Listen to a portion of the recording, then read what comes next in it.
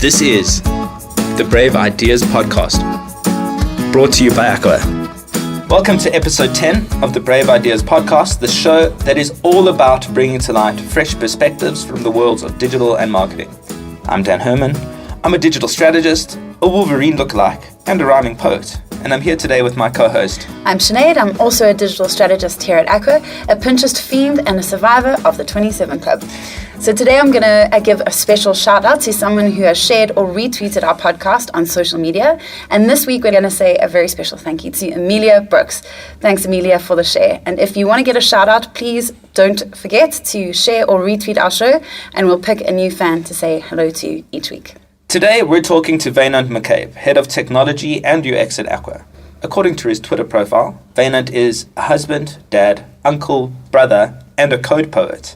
He's also amazing at retweets. And today, he's going to talk to us about 3D printing. Wynand, what's new? Cool. So what's new is 3D printing. But I think what we should start with is what is 3D printing? For a lot of people out there maybe don't know what it is. It sounds like a buzzword these days.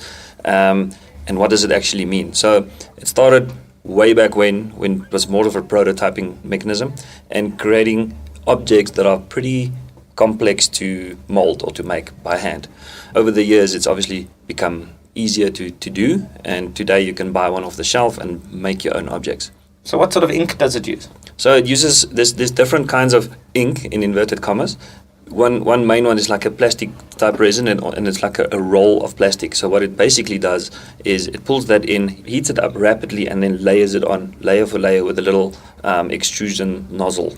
So it sounds very hectic, but it pretty much draws it layer for layer. That's amazing. And can you print food?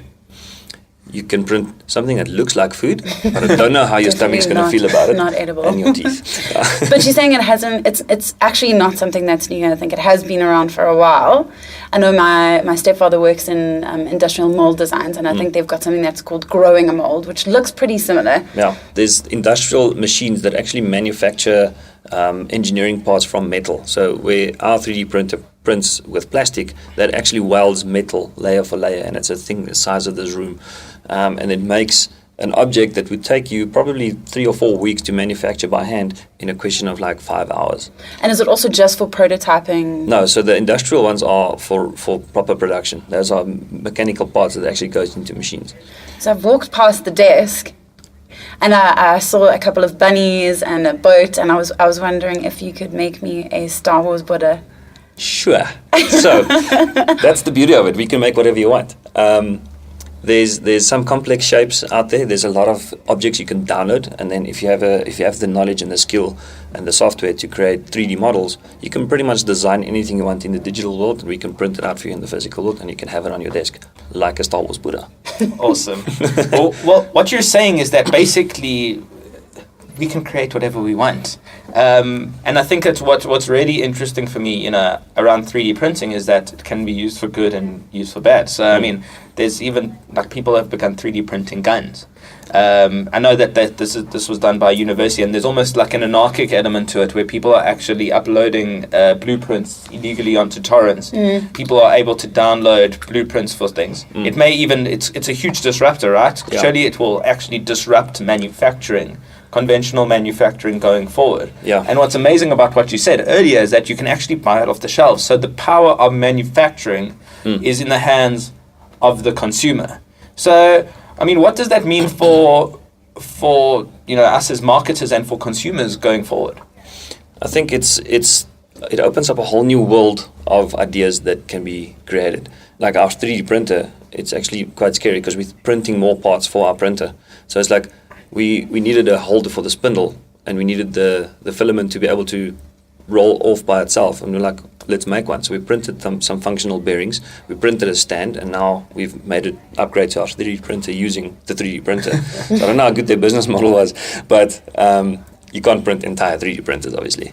So I think for marketers, it's the ability to create something in digital, bring it to life in real life, and look at life from a different angle. I mean, it's completely new for a lot of guys. Okay, so we were talking about making Star Wars Buddhas, and I just wanted to ask you, and I think it may be the opinion of a lot of people, that we find the 3D printing, it's cool, but is it a bit gimmicky, and what is the point of a digital agency having a 3D printer? Okay, so we at Aqua started a tech lab, and we figured the tech lab is for research, education, and experimentation.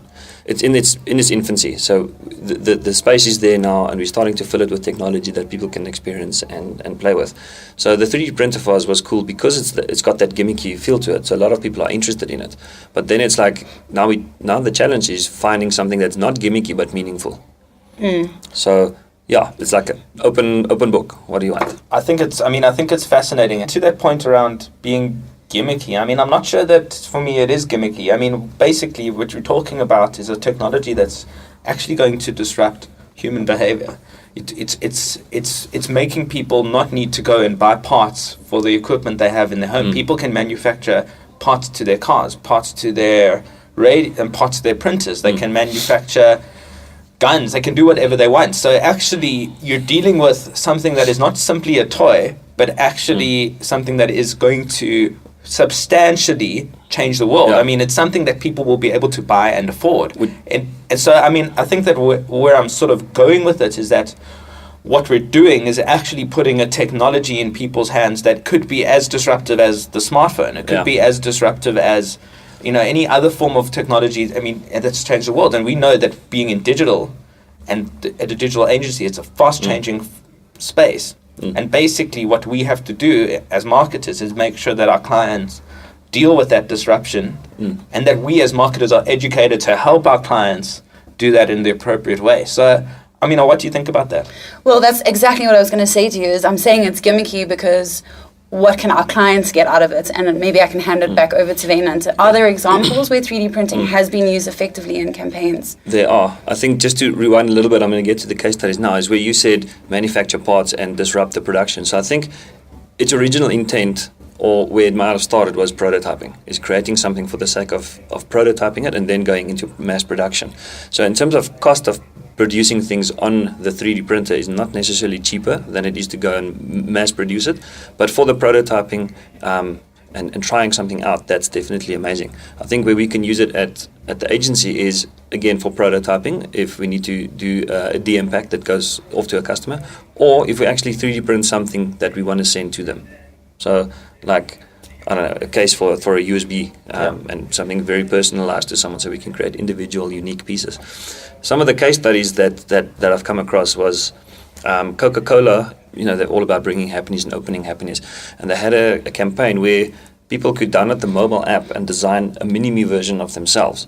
And then the top voted for ones actually got 3D printed, painted in color, and sent to you as a winner.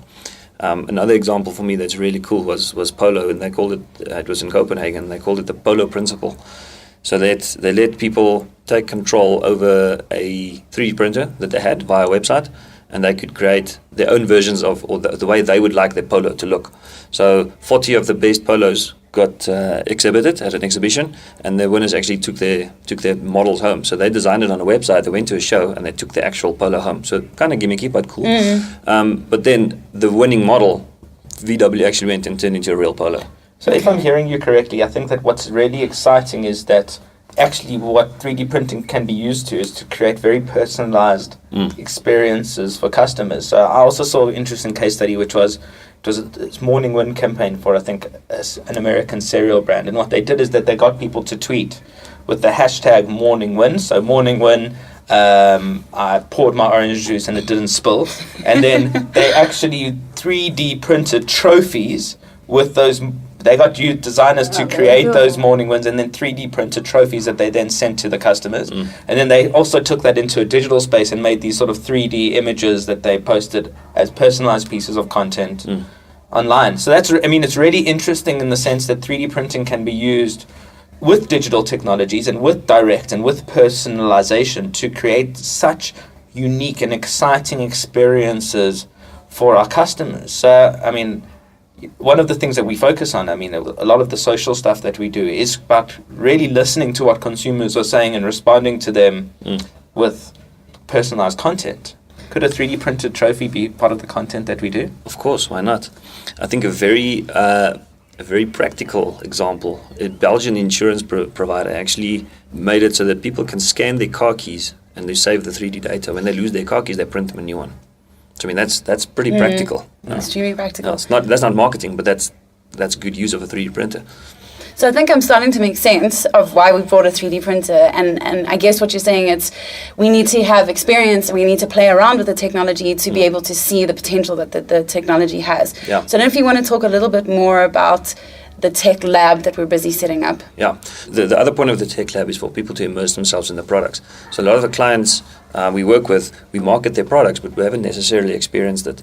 So we're going to set up this lab for people to come and educate themselves, to do some research from the technical side and the creative side. So we want our guys to team up with creatives, each get their own pet project. Every week we're giving them 10% of their time back to do something cool. Doesn't have to be necessarily directly linked to a client, but it will be applicable at some stage. And it's for people to come, literally, like I said, research, educate, and experience technology. Every month we'll be buying something new that's hot, and just experience it, experiment with it, and research it, and educate, and live it. So when are you buying an Oculus Rift? Funny you should say that. We are looking into getting an Oculus Rift.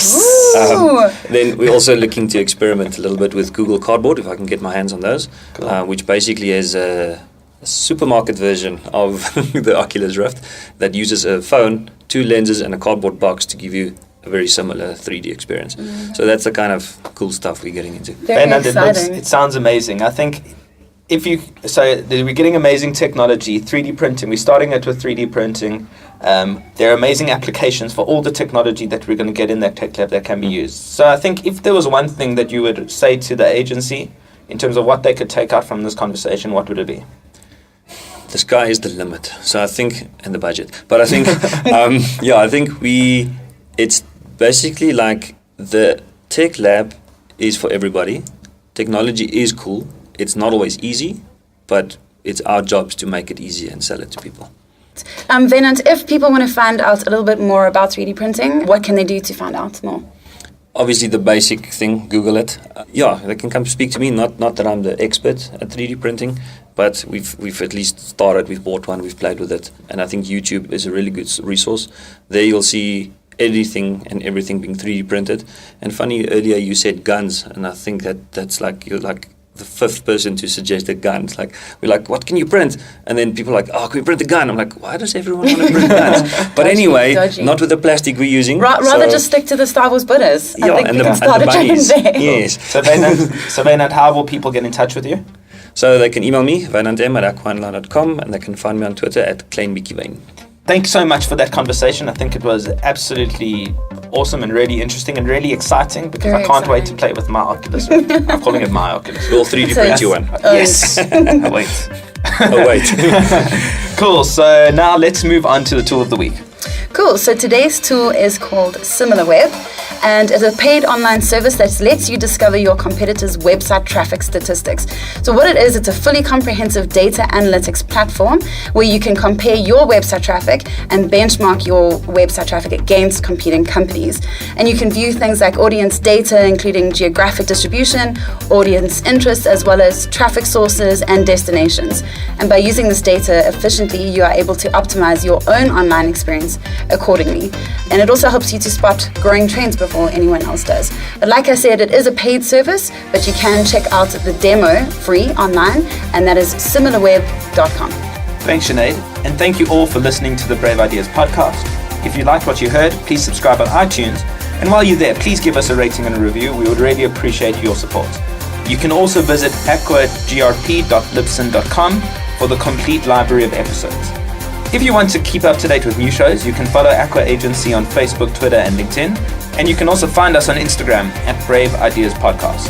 If you want to keep in touch with me, Dan, you can follow me on @elhermo on Twitter. That's ELHERMO. And elhermo23, ELHERMO23 on Snapchat and Instagram. And you can follow Sinead. I'm Feeling Disco on both Twitter and Instagram, and that's Feeling Disco with a K. If you have a brave idea that you want to share on this podcast, please email us, braveideas@aquaonline.com, to submit your topic. We would love to have you on the show. Once again, thanks so much to Wynand McCabe, our special guest. Thank you so much to Matthew Klawansky for music and production. Thanks to Eras Gous for the art direction. And thanks to JP Singh for managing our social media profiles. That brings us to the end of the show, and as usual, we leave you with a final thought. There are no original ideas, only original people.